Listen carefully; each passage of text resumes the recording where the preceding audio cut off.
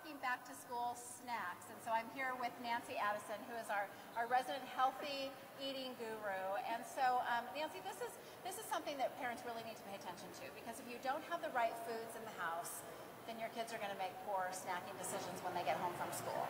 That's right. And you know, once we start children on a healthy road to eating well, this will serve them for a lifetime. It's true, right? And we've talked about this before. If you only keep the healthy options in your home, they will eat it. I promise you. At some point, they will eat it. So it really starts with us and our shopping habits. Yeah, and they learn this, and it makes them feel better, and forever they will just benefit from it. And it's more important for children to eat healthy when they're growing up, because their organs are still forming.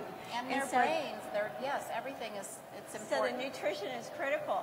And so with snacks, you know, whole fruit in its natural form with the fiber is really the optimum way to go, because it's high in vitamin C and nutrients.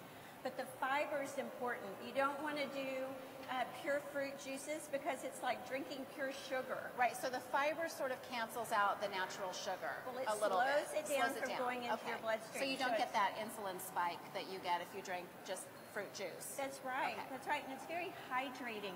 And it's very easy to put like orange slices in a baggie. And you can do this on Sundays. I like to put all my snacks in the refrigerator on Sunday, and then you can grab them out during the week, and it's very easy. That's a good idea, because my kids will say, well, there's nothing to eat. There's tons of stuff to eat. You just have to know you have to know what to do and what to grab. Well, and get the kids involved and have them help you, and that makes them so much more involved.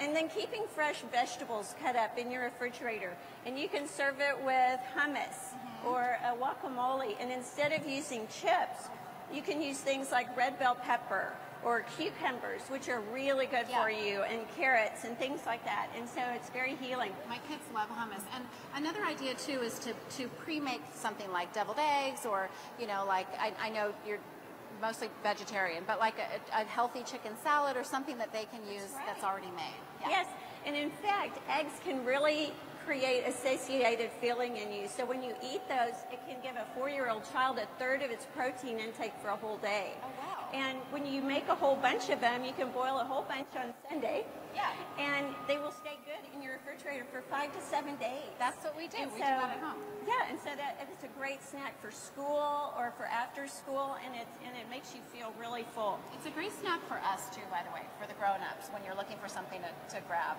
In fact, any of these snacks are good for us.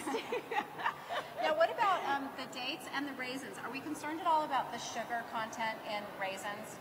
Raisins actually are something that is incredibly important.